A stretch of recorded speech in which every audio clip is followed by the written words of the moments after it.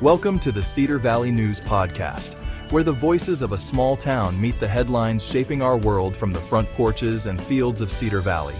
We bring you reflections, stories, and questions that matter, connecting real lives to real events for faith and community. Walk hand in hand with today's headlines. This is a Cedar Valley News, sponsored by Readers and Writers Book Club. Greetings. This is Chloe Papadakis, and I'll be your host for this episode of Quiet Echo, When the Wind Howls. This week, I couldn't stop thinking about two small Alaska villages, Kipnuk and Kwigillingok. The storm came fast. Wind tore roofs from homes. Floodwaters rose above the doorframes. Families huddled in schools that became shelters overnight.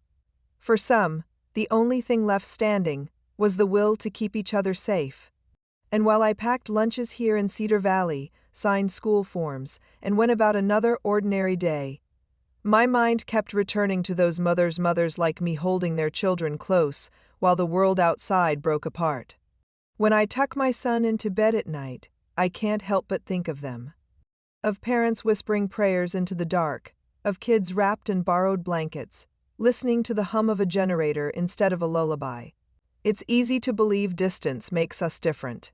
But moments like these remind me it doesn't. We all want the same things: warmth, safety, love that steadies us when the world shakes. What moves me most about those communities isn't the destruction, it's the quiet grace that followed. No one waited for permission to act. Neighbors carried neighbors. Elders guided children through the dark. People waded through freezing water, not for reward, but for love. No one asked who was to blame. They simply asked who needed help. That's what strength really looks like. Not loud or showy. Not waiting for the right words or headlines. Just quiet hands, doing what must be done. When I tell my son about Kipnuk and Kwigillingok, I won't tell him about loss. I'll tell him about light, about courage that survives the storm.